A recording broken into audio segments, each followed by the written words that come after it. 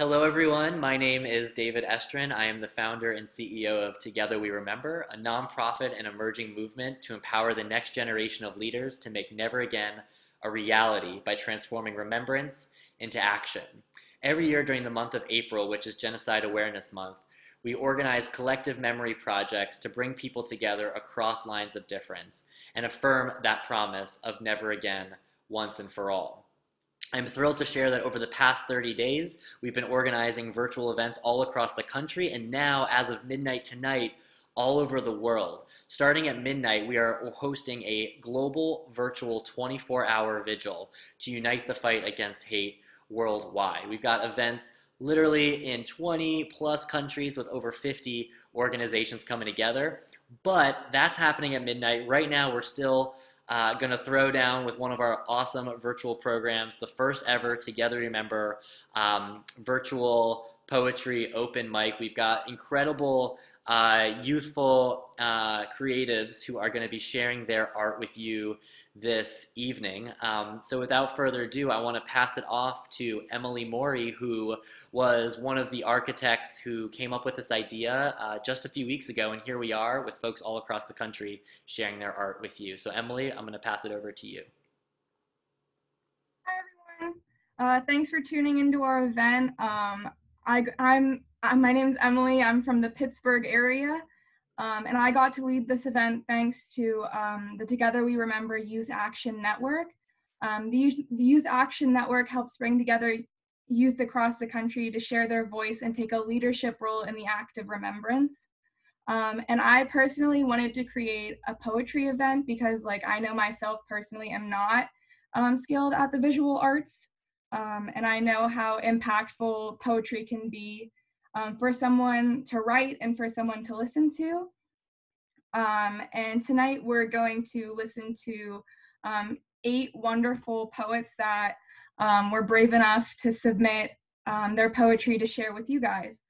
So we will go through the poetry first. So each poet will introduce themselves before they read their poetry.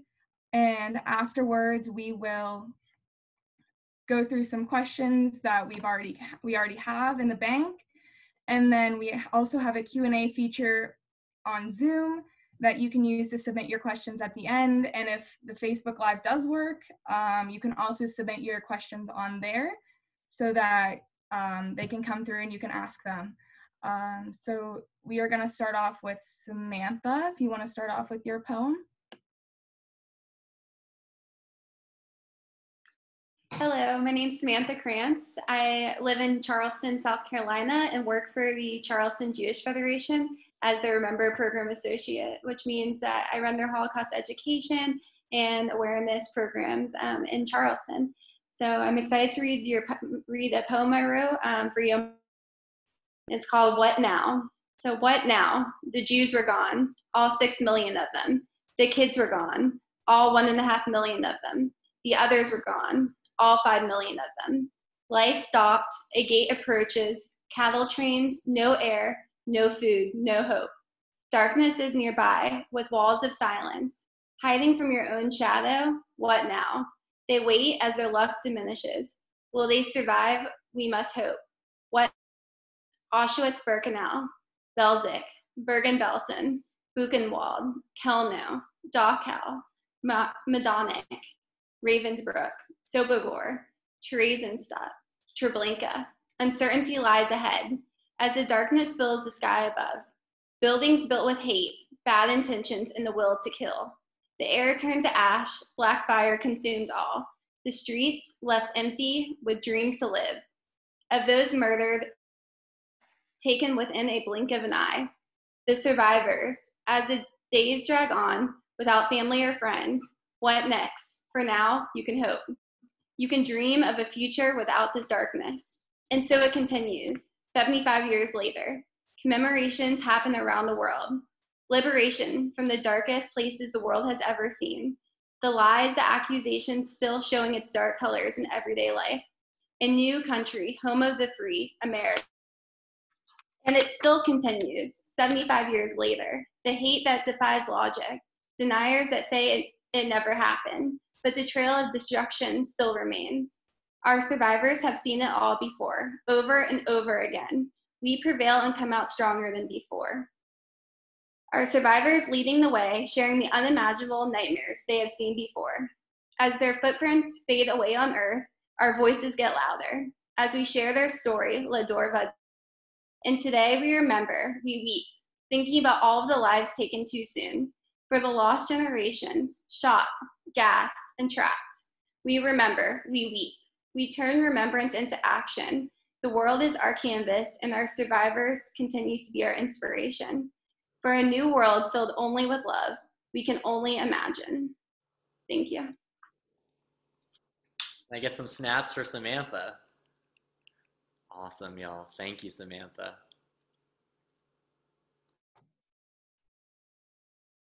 Yep. All right, so our next poet to read his poem is going to be Alex. So if you want. Hi, I'm Alex, and I am currently the communications coordinator for Vigo County's in Indiana's safety initiative. That's all ran by youth, and I'm a junior at Indiana State. And I'm here to share my poem called Never Again, Trans Edition. Someone once asked me what it was like to walk down the street by myself. And before I cut off my hair, it made sense that men would catcall me as if I were the only object that would be satisfying. It made sense because that's what was supposed to happen. And then I got to college, cut my hair off, and started to make over my closet. And maybe this is what it is to remember. The safety and security before leaving the closet behind, even if you make it over. Because each day there is a new opportunity for your body to lay in an alleyway bleeding out and first responders aren't called. Because this is what it means to be transgender in 2020. This is what it means to remember that Marsha P. Johnson is who we look to. This is what it means to remember trans women were on the battle lines before we even knew our own names. They were behind the scenes writing the scripts, the narratives that live on today. But somehow walking down the street is still so hard. I remember the moment I knew I was back in the closet because it was a simple question. What pronouns do you prefer? And suddenly my world came crashing down. But what is it like to know your name is who you were destined to be? Do we remember the names that we're supposed to be instead of the names that were given to us as if they were a burden? Because Emily was becoming Ethan, because Caitlin was becoming Alexander, because she became Kit, because they became Rocky. Because in the womb, they thought this was who we were, and yet the world allows our sisters to bleed on the sidewalk. The world allows our graves to be written without the names we were supposed to be given. Our tombstones are burdensome.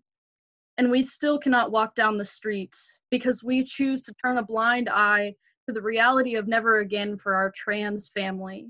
If never again were a reality, then the script would be written. Bricks would not have to be thrown. Doctors wouldn't deny us. Politicians wouldn't try to rewrite our narratives. We wouldn't be shot in the streets. Our brothers wouldn't walk with a slouch, wondering when their spines would allow them to rise again. Our sisters wouldn't be fetishized. Our non-binary siblings wouldn't wonder when their pronouns would be acknowledged. Never again for our trans family seems to be so far away, but if we say their names, Dustin Parker, Monica Diamond, Paris Cameron, Brooklyn Lindsay, Sasha Wall, if we say their names, maybe we will hear them calling out in the dead of night, crying, never again will we be silenced, because we are here and we won't go anywhere. You can try to erase us, but please just let us walk down the streets in peace. Thank you.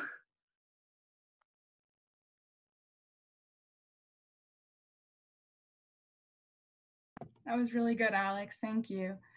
Our next poet is Sahana. Hello, my name is Sahana. I am a sophomore at Montour High School in Pittsburgh, Pennsylvania. I wrote this poem two years ago. Not sure how it's gonna sound. It's called Hatred. Hatred. He comes from within us, whose hearts have been destroyed. He travels through our veins. He travels up our brains. He shoots out from inside of us and spreads into the hearts of our friends. He whispers in our ear, let pure hatred ascend. We try so hard to set ourselves free from his chains that can't simply let us be. His fiends fly through us and transform us until we become one of them. Together we fly with pure hatred and fury through the souls of innocent ones until we conquer the world, leaving no trace of happiness.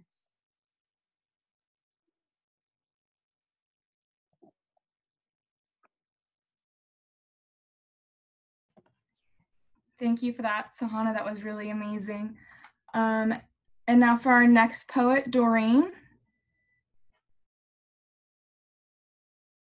Oh, Doreen, you're on mute. Sorry. So, hi, my name is Doreen Hansis, and I'm Indiana State Stand Advocate, which is the student-led movement to end mass atrocities. And I'm also part of Together We Remember's youth initiative. And I wrote this poem. I tailored it from my Together We Remember's Never Again pledge, so it's sort of a narrative poem. It's called My Promise. I was asked what never again means to me. Me, a 16-year-old girl, with a limited view of the present and a complicated one of the past. I wanted to come up with an answer so articulate and thoughtful it could embody this goal and movement we have created. I wanted my answer to explain the way I felt when I stood on the desecrated barracks in Auschwitz, felt the dirt of a mass grave in Poland, or when I was too young to understand why the Holocaust survivor on television cried about the tragedy in Darfur. Later I realized she wept because it had happened, again. The vicious cycle of hate, separation, and violence. How could I find an answer that explained my need to halt this cycle? Should I include the testimonies and wishes of my elders who built the movement we continue to grow? Or should I encapsulate the youth movement's vendetta against hate and discrimination? I struggled. I stretched and I wrote and wrote. My personal experiences, my goals, and the horrors I've seen unfold in my short lifetime. Still, never again always seemed to come down to one final idea. Promise. A promise to myself, to the future generations, and the past to continue this legacy. When we joined Together Remember, we shared our promises. Some promised to work hard, others promised to educate the public, and we all promised to remember those lost to mass genocides. This is what Never Again really is. It is people of every color, nationality, religion, sexuality, sex, age, and creed. It is us, together, making a promise. Putting aside our personal agendas and beliefs. Carrying this torch to light lamp after lamp after lamp.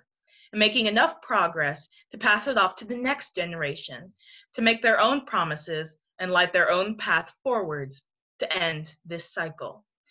This is the spirit of Never Again. I have found my answer. Now you must promise to find yours.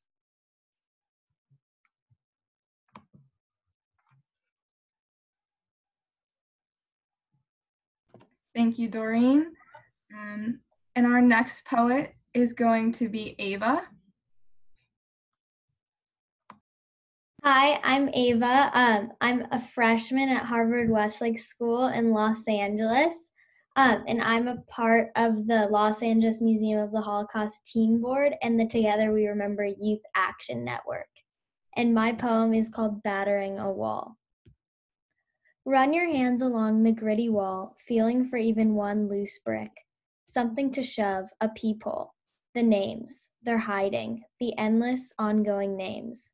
What we say ended then continues today, and what we say won't repeat happens tomorrow. Behind the stones are the victims of the hate, the guns, the hands, the words, of those who believe that to make up for what they lack, they must deprive another. Each and every day that passes, where not one whisper of a name escapes, is yet another victory for faceless perpetrators.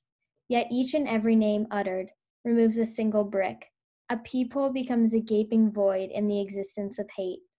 The names of the victims float among us, like the free beings they once were before poisoned by the hate that percolates within our atmosphere.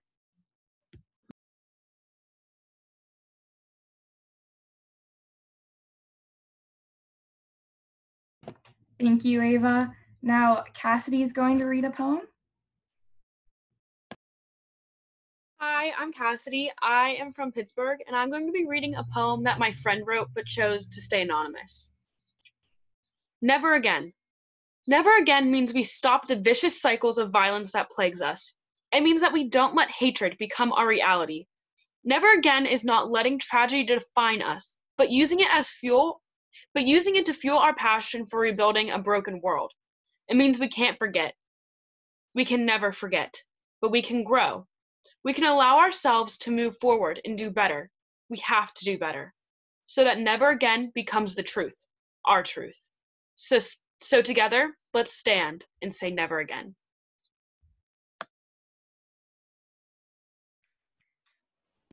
Thank you, Cassidy. And our next poet is going to be Naya.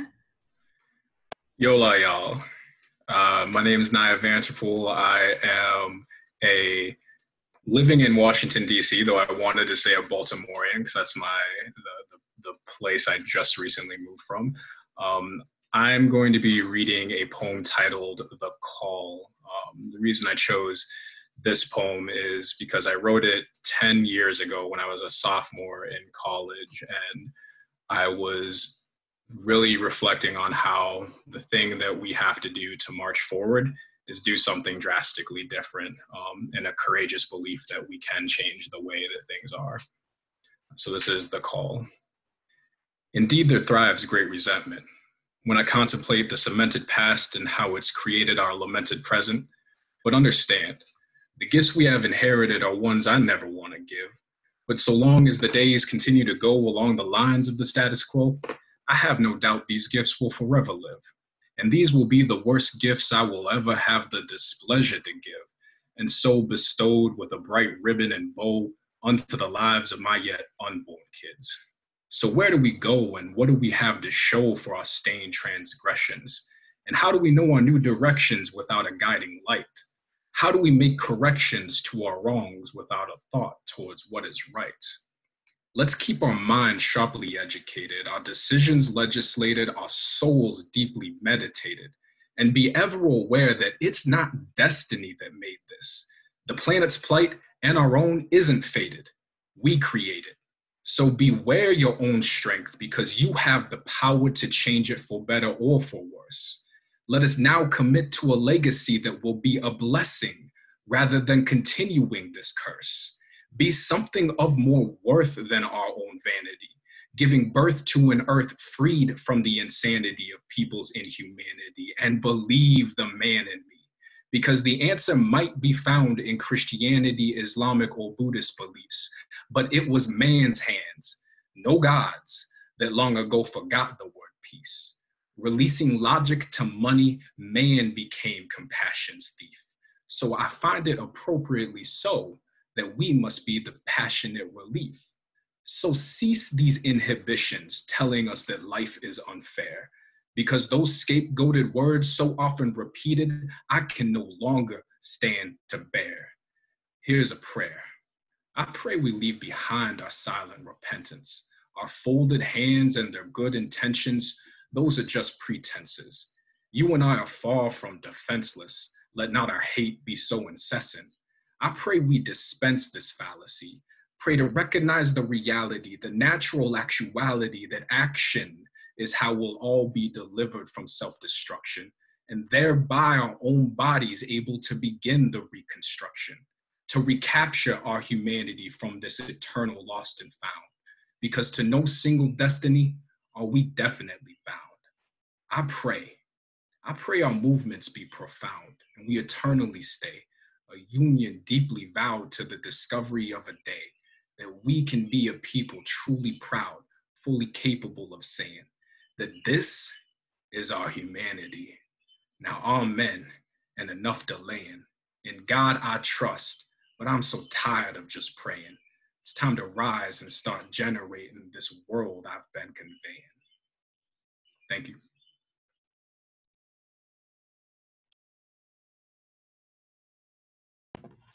Thank you so much for that, Naya. And our last poet to read tonight is going to be Anaya. Hi guys, I'm Anaya.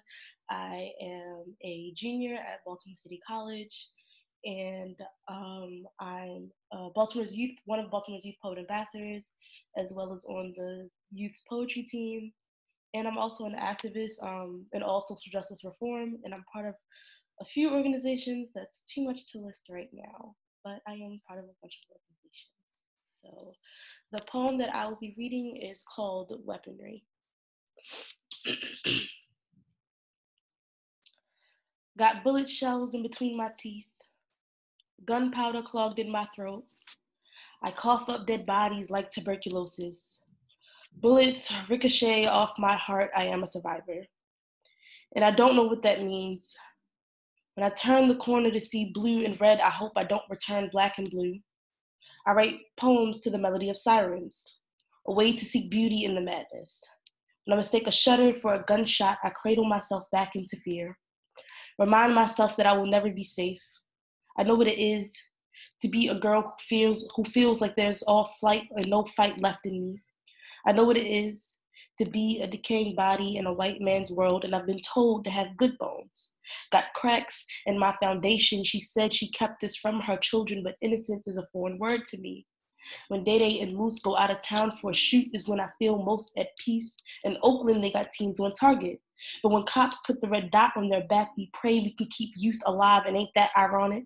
But I live in Bodymore Murderland, where we body more and murder fam. Don't give a fuck if we bite the hand. We do this because we know we can. Don't know no way to live other than busting caps and running scans. Say fuck the law and the man. There'll be no instance in which I stand for a flag that discriminates because I'm tan. We'd be able to succeed if they gave us the chance. But but this was a part of their plan to kill us and leave us for dead. Like damn. But this is just who I am. A girl who has oppression like a wristband. I know what it is to speak broken languages.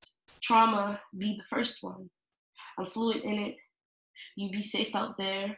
He's dying, she's gone. The police shot him, he's dying, he's gone, he's still dying. In translation, I love you. Now I got a switchblade in my walk. Ancestors' whiplashes engraved on my back, a dagger for a tongue. I spit out revolutions like mucus. I'll have you fall over the tripwire of your white supremacy, and ain't that a weapon of mass destruction? Thank you.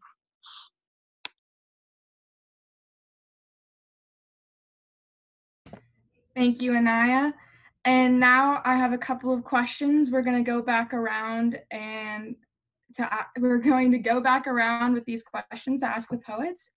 The first question I have is, what is your inspiration for this poem? What is the story that inspired this poem? And we're going to start with Samantha again. So my inspiration, I've been learning about the Holocaust since probably middle school.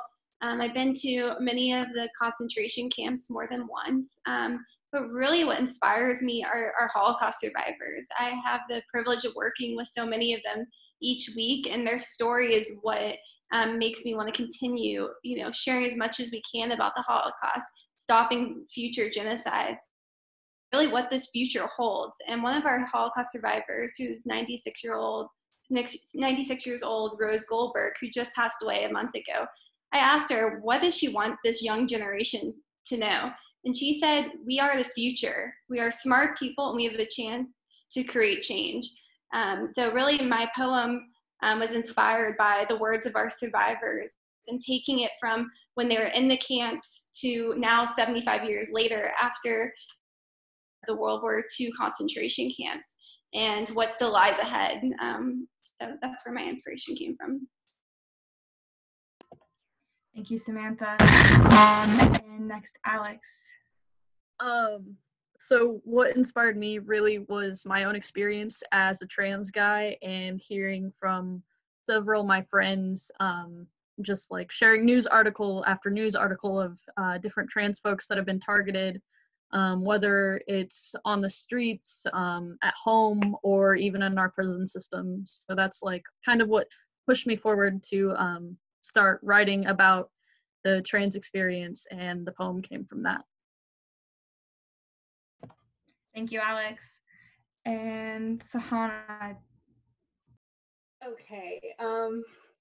So the story that inspired my poem, it's not actually about the Holocaust or anything like that, but it could shed a light on that, because when I was writing this, I just finished a marathon of watching Harry Potter. And I was thinking about Death Eaters when I wrote this poem. And so that's basically like what I was thinking, my vision of it.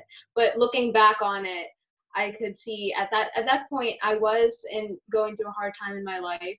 I could see how hate from other people spread to other people, then tried to like make itself known onto me, if you understand what I'm saying. But I did not let that happen. And this poem could not only stand for that, but it could also shed a light on the Holocaust and what people went through, the genocide and everything like that, and how hate can be so powerful, and why we need to stop it. Thank you, Sahana. And Doreen, do you want to go ahead and answer that? Yeah, I think I actually mentioned it in my my promise poem. One of the things that inspired me to think about what never again meant to me was going to Auschwitz and going all across Poland. So I think that's one of the things. Never again and Together Remember to me always start with education. And when I went to Auschwitz, I was, let's say, surprised by the lack of empathy I saw people around me. I saw just like school groups getting off the bus, and I saw people stomping around and not really looking to see what it meant. And I think that complacency is just as bad as taking part in hate. So I think Never Again begins with education. It begins with writing poems, projecting our feelings. And I think that we really need to write this poetry and get it out. So I wrote mine to think about what Never Again means to me. And at the end, I asked it other people what it meant to them. And I think that's where we really need to start, is people projecting inwards so that they can project love and acceptance outwards. Thank you, Doreen. And Ava. What really inspired me to write my poem is just like growing up, like Samantha, I was like interacted with a lot of Holocaust survivors.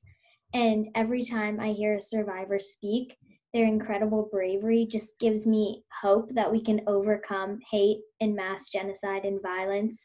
And so the survivors' stories and their courage, coupled with like the idea of the Holocaust concentration camps and the terrors that people experienced inside of them, was what inspired my poem. Thank you, Ava. And Cassidy. So my friend wrote out these answers before this. So she says, despite major events like the Holocaust, there are still widespread violence and prejudices going on in our world, and the only way to combat this hatred is to stand together and fight it. Thank you, Cassidy. Naya. Yeah, racism inspired my poems. So many of my poems. I always think that life is the most magnificent of muses, and I don't have to look too far outside of my own family to see the implications that racism has played, and how there's this stuckness that we have fighting each other over the trivialities of different cultures that we come from. My family experienced a lot of racism growing up in South Dakota.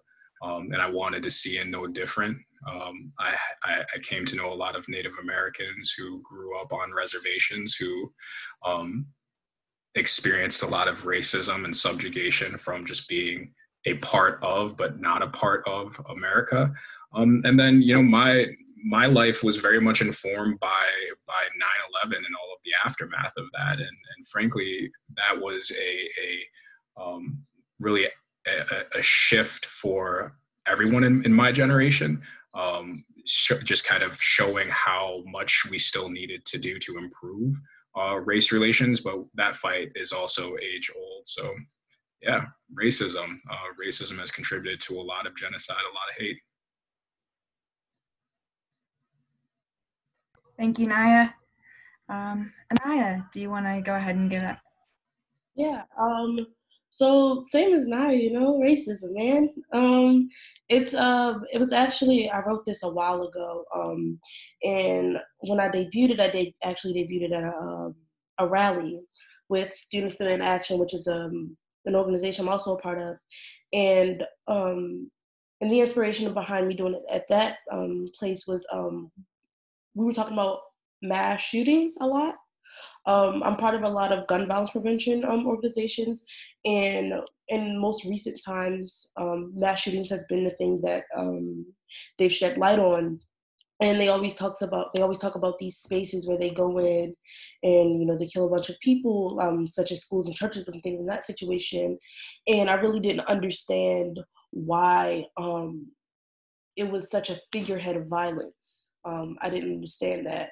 And especially just because I didn't grow up in a bubble. For me, I grew up in the city. I grew up in urban areas. I know what it means to struggle with things of that nature. I know what it means to deal with racism on an everyday basis. And I know what it means to fear for your life at all times. It just being who I am, just like genetically, I just think it's fear has been inherited when it came to things like that. And so when they were talking about mass shootings, I was confused on that because I never experienced that. When I was like, you guys talk about mass shootings in schools and stuff, but we have it like in our backyard, we deal with it in urban areas all the time. It's an everyday thing for us. We have mass shootings every day in urban areas, but no one talks about it because it's just business. It's business as usual. And so I wrote this to combat that, which is why the last line is, isn't that a weapon of mass destruction?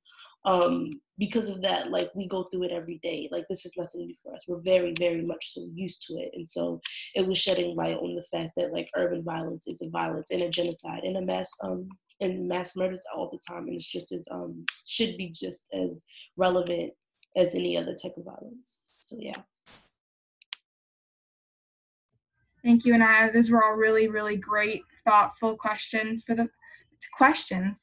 Oh, okay. Answers to the first question. Yeah, there we go. So our next question that we're going to go around with is, how did you find the courage to share your poem, to share your thoughts and your feelings on a platform like this with other people watching? And we'll start with Samantha again. So this was actually the first poem I've ever written. I've written lots of essays on the Holocaust. I've, done videos. I've talked to schools, but this was the first poem, and it was Yom HaShoah. I was sitting there watching the United States Holocaust Memorial Museum do their Days of Remembrance video, and I started thoughts. And if our survivors and victims that were killed, if they had the courage to continue living, if our survivors can continue telling their story, then we have to be their voice when they are no longer with us. And we have to continue sharing these stories to make sure that this doesn't happen again, and that we stop future genocides from happening. So I'm glad that I was able to share this today. But that's what my courage comes from. Thank you, Samantha. Alex. So to answer how I found the courage for this poem is actually that it took a long time for me to build up to this point.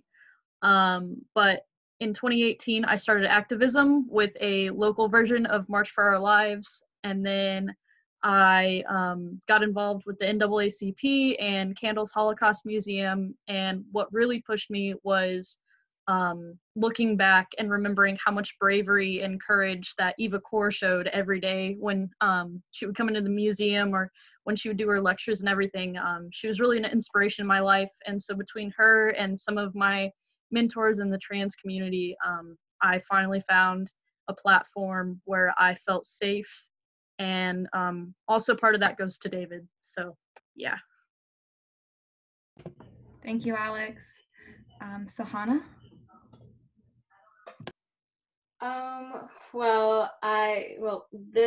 This poem is actually one of my my best poems that I've written, and it really felt good to get this out here on a platform like this. I wasn't really nervous or anything like that.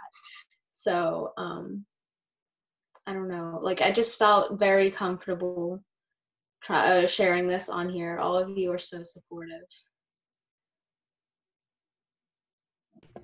Thank you, Sahana.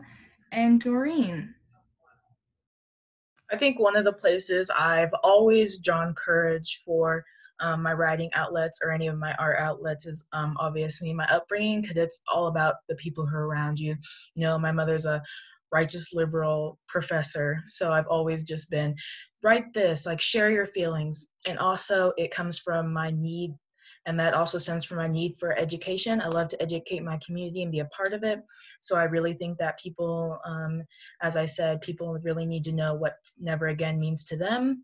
And I also think that writing poetry and all this contributes to the idea of Together Remember and justice. And I think that to reach our goal of ending mass genocides, you have to take justice personally. So it can't just be, oh, I'll wait for somebody else to write a poem, or I'll wait for somebody else to do this because I'm not a poet, or because I'm not a good activist, or I'm not a good writer. It all begins taking these things and turning them in outwardly and inwardly. Thank you, Doreen. And Ava. So I think listening to people's or reading people's work and their poems has always kind of given me inspiration. And I think that when it comes to the idea of never again and stopping mass atrocities, I think in order to get more people on board with your mission and like have a greater impact, you need to inspire others. And so I wrote my poem in hopes of doing that. Thank you, Ava. And Cassidy. She realized that there are things that needed to be said and that we need to be the ones to speak up because no one else is going to speak up for us. Thank you. And Naya. Yeah, I'm going to join Doreen in her sentiment that you have to take justice personally. The powerful thing about poetry is that it's not afraid of the pain. It embraces it and it shares it with a soulful derision that oftentimes can actually elicit change. I also think that David needed some diversity and I was the old guy. Thank you, Naya. Very funny, Naya. Very funny. Oh, can you hear me? Okay, cool. I didn't know if it was working. So I don't know. This poem specifically, I don't know. It's pretty old. Me just doing poetry in general though, as a kid I liked attention. I just really liked attention. And I was good at writing. So I was just like, hey, look at me, look at what I did a thing. And my mom, she supported me, and she made it seem like it was like the best poems ever, when in reality, looking back on the poems, they were trash. But it caused for growth. I think that with the more important poems, or the more poems that go out for the the social reform and things of that nature, I think it's like, the same thing. Like, you have to advocate for yourself. With like Alex said, actually a lot of it came from the organizations and the local organizations that I joined. It's funny that you said that, Alex, because I co-direct Baltimore's chapter of March for Our Lives, and a lot of my courage for that came from just the activism that I do. I always thought that it was just important. I just thought it was important to do things. I thought it was important to want your community to be a good community, and probably because I grew up in such a weird time where it was just like it was like you still could have fun, but it was just also like there was a lot of stuff going on in the world. And so I grew up in that space where everyone needed to say something or do something or be something to get things done. And so I just thought that poetry was the way to do it. For me, it was just like, and performing was the way to do it. For me, it was just like I know that the world is messed up. I know when I write these poems, I know exactly what it is. I don't need to perform it for just me. It's about other people hearing it and things of that nature. And I always just thought about I learned at a summit that I went to, it was these 3 questions. I think it was Rabbi Habel. He was like, if I'm not for myself, who will be for me? If I am for myself, who am I? And if not now, when? And those 3 questions, I go by them all the time when I do things, you know. When I do poetry, those are the 3 questions that I ask myself, because if I can't answer those questions, then, you know, that poem isn't meant to be written, or that poem isn't meant to be performed. So it's always like, it's always for me is, will this positively impact my community, or will this positively impact me? And if it positively impacts at least one person, then I know that I'm supposed to be doing it, you know? But I'm always nervous. Thank you, Anaya. And I think it's really great that you all did find the courage to send in a poem and to share it on this platform, because any kind of art can be a reflection of somebody's soul, and as poetry especially. And I think each of you, to share a piece of yourself to everybody else, is incredible. And so for our next question that I have, it's not really a question, it's more like, like, what kind of advice, I'm trying, y'all, what kind of advice do you have for aspiring artists or poets or writers out there? And we'll start with Samantha.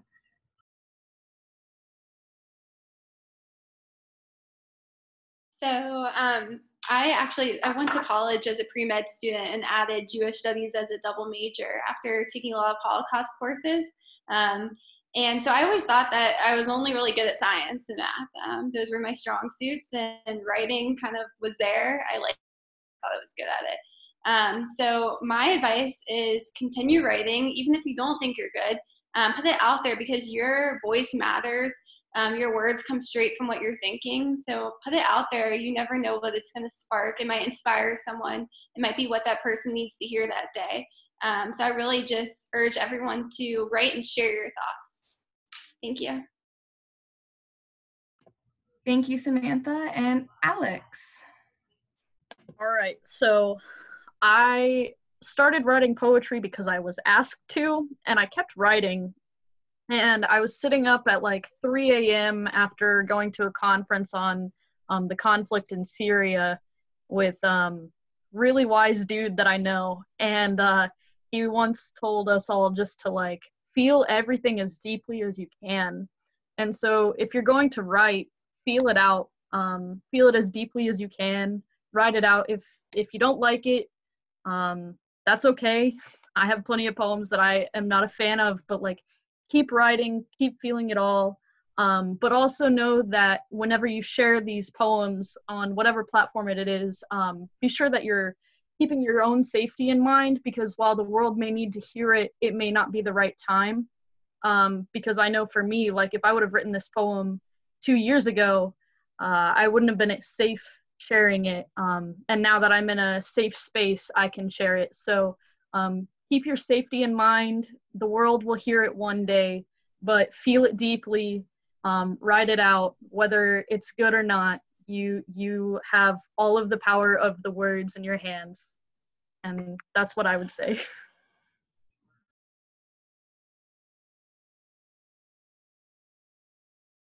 You're on mute. Oh, thank you, Alex. Sahana, do you want to answer that question? Well, writing has always been one of my biggest passions ever since I was like 10 years old. I began to songwrite at that time as well. It's just always been an outlet for me in everything that I've been through in life.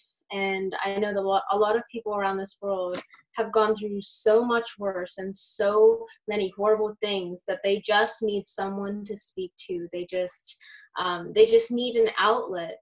And writing is very therapeutic. It's helped me a lot. And I'm sure like just all you need to do is get a pen and a paper and just write out your thoughts, write how you feel, write your heart out, so you will find peace.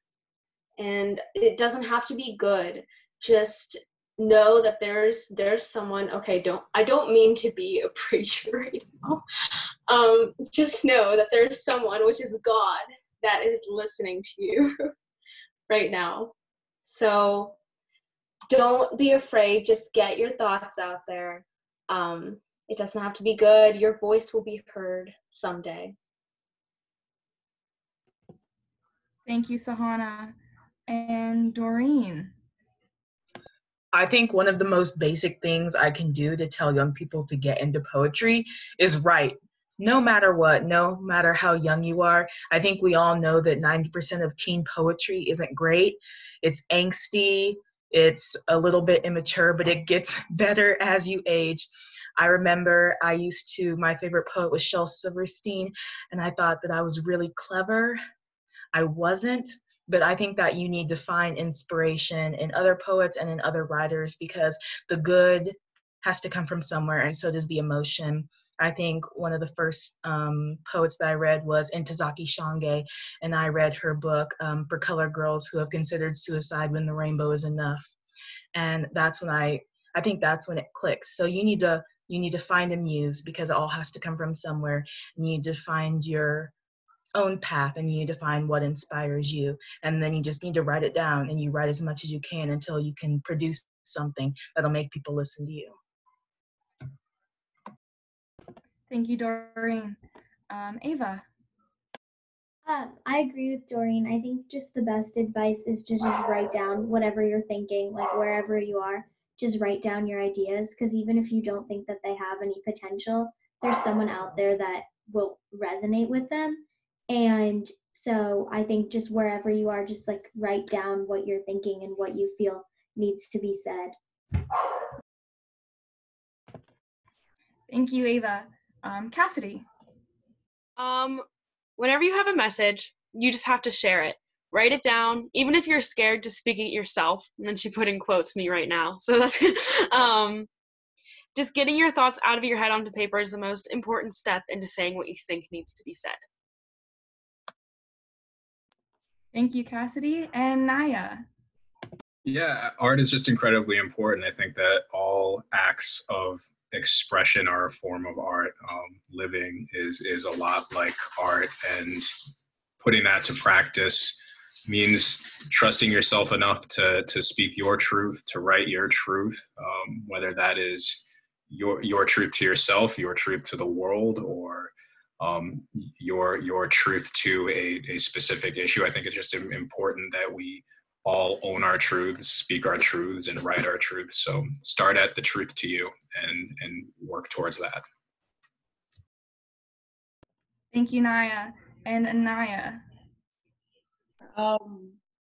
So I definitely agree with Niall in the sense that you have to write your truth. There's I don't know, definitely finding a muse as well. I know when I first started writing, like the first time I wrote a poem, same as Alex, I was asked to, but it became a beautiful thing. The first poet I ever listened to was Prentice Powell, a spoken word artist, and he was dope. I was just like mind blown. I felt like my life was saved when I heard that poet. And it's I think the important thing to think is that a lot of people, as a poet, a lot of people think that, I have to perform, you have to do this, you have to do that. And there's no rule, there's no boundaries for poetry, there's no boundary for truth, So at the end of the day, you just have to write your truth and know that there are no boundaries. I think, and not to get caught up in the sense that you have to write for other people. I sometimes forget that my poetry is mine, my work is mine. And if you're not doing it for yourself at first, then it will never be authentic. And I think the best thing to do is to make sure you want to stay authentic. For me, that was a struggle because I thought my poetry was for other people. I thought I had to write for other people. Or I had to write what I thought was, socially acceptable. And there's no socially acceptable way to be truthful.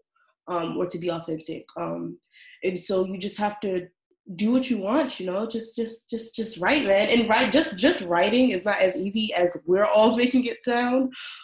It's hard, but it's a healing process, as well as I think it was Sahana that said it is healing, it is therapeutic. That's really why I started writing in the beginning, because it was very therapeutic for me. I think finding your purpose in writing is the first step, and then just, you know, listening to other poets or reading other poets, finding inspiration, finding what you want your voice to be, and then going from there. You know, just find out your purpose. Like, why are you writing? Why do you want to be a poet, or why do you want to write, or why do you want to be a writer, or what are you writing for? And then once you have that foundation built, then everything else is just a walk in the park, man. Just write. All right, thank you, Anaya. And it's getting a little late, so we have one more question. It's a two-parter. It's from Slangston Hughes. How can poetry best serve us during the pandemic, and how can poetry best connect when we are unable to physically? And we'll start with Samantha.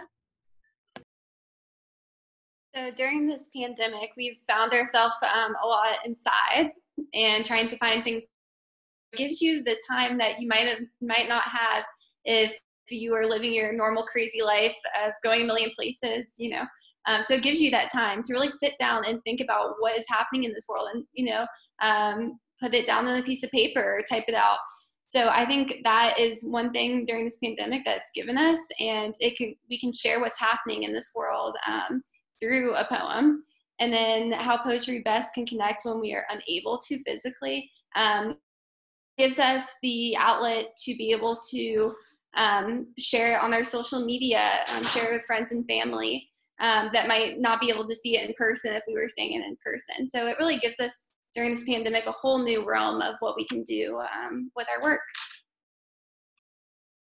Thank you, Samantha. And Alex. So as far as the pandemic goes, a lot of us write, or at least I listen to poets that write about mental health, struggling with depression, anxiety, that type of thing. And hearing someone else that you can connect to during this time, because I found more anxiety, more depression type of thing. It's more prevalent, and we're talking about it more. And so finding poems that relate to that can help us better understand what we're feeling. But like, as far as connecting with poetry, even when we can't physically, is I think the best answer to that I have is actually the quote that I have at the top of my website that has all my poems, and it says, "Poetry is a clear expression of mixed feelings."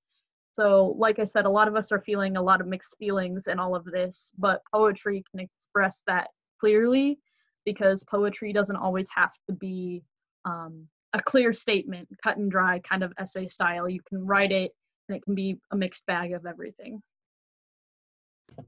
Thank you, Alex. And Sahana. Well, during this pandemic, I know that either like half of us are like really depressed that we can't go outside and see our friends and everything. So I know that the one way to connect is poetry, that we could write about how we feel of being trapped inside our own homes and not being able to connect with people out there that really care about us. And I think Samantha said, it's a great way to sit down. Like, it gives you plenty of time to think about what's happening in the world, and just like start writing about what you think should change and how we should change it.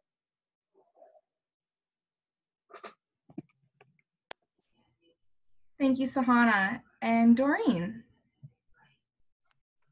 I think one of the most amazing things about poetry that can connect people over oceans and over states is the fact that poetry is a multi-sensory experience. We say it, we feel it.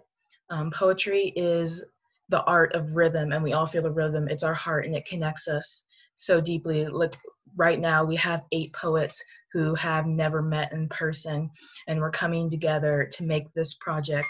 And if we can do what in the future, what we're doing now, then I think we're good, and I think we can outlive this pandemic. Thank you, Doreen. And Ava. Well, I think this time that we're living in is like very foreign for all of us, and I think that poetry can kind of provide an outlet for you to just sort out your ideas and figure out how you yourself are responding to what's going on. And in terms of connecting to other people while we're all so separated from each other, I think when someone out there like finds an idea that connects with them that someone else wrote, or finds like an emotion in a poem, it creates a really deep connection even though they're not physically together. Thank you, Ava. And since Cassidy is reading for a friend, we're going to go to Naya next to answer. Yeah, I'll actually just agree and expand on what Ava was sharing. I think that poetry makes this deep connection with how we're feeling in a moment or in a time or in an age. And this pandemic is leaving me feeling very confused and unsettled, just the uncertainty of it all. And at times like these, I think people can turn to poetry to understand what they're feeling, what they're experiencing, and use that as a tool to connect better with themselves. And then if you see something, if you see someone you know in a poem, share it with them. Use poem to connect across those feelings that are hard to share at times. A lot of times we don't want to be vulnerable, so we can let poetry be vulnerable on our behalf. Thank you, Naya. And Anaya. Yeah, these questions I'm still struggling with a bit, actually. Slangston asked them to us as in the team a little while ago, like maybe earlier in the week, if not today. So I'm still kind of struggling with that. I think for the first question is, how can poetry best serve us during the pandemic? I don't know, only because of the simple fact that for me, poetry is such an intimate thing. I'm so used to going to open mics and being like, oh, well, this is the only time I'll ever be able to hear this poem because it's intimate, you know. We, some of us record it. We do like getting it recorded sometimes, but, you know, it's not recorded a lot of the times. You know, it's an intimate feeling. It's a one time you get it and it's over. And so now this pandemic is here. And so we take these open mics and go to this virtual space.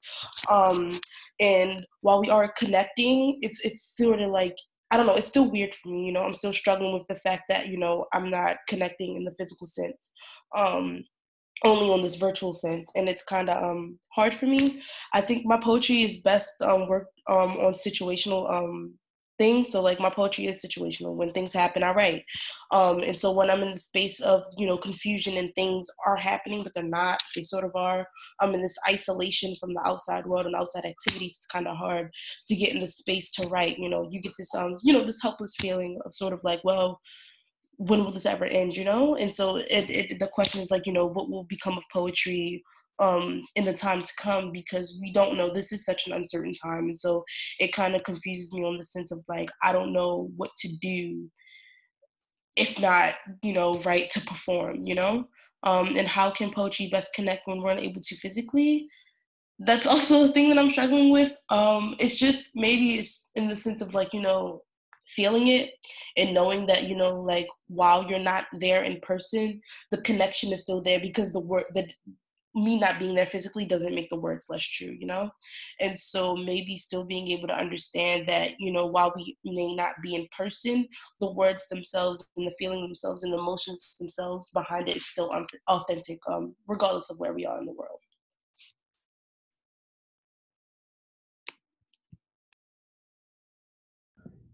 Thank you, Anaya. And I think we're going to end it here. And I just want to say thank you to all of the poets that came out. All of you had really incredibly inspiring poems and great deep answers. And thank you for submitting your poems to me and for finding the courage to share them. Yeah, this has been an incredible program. Thank you all so much. It just magically worked out that it's 8:01 p.m. Eastern here, and it just worked out. Emily, I want to say a huge, huge thank you on behalf of everyone as that is part of Together We Remember, and then the extended community of folks that came together to do more Baltimore, the incredible work that you do, and all of our incredible poet, artists, activists, panelists. Y'all are incredible. Thank you for coming together across the country, uniting across lines of difference, transcending those lines, and bringing us together and showing that despite our physical separation because of the coronavirus, we can be more united than ever before, at least in spirit and in our art. So thank you.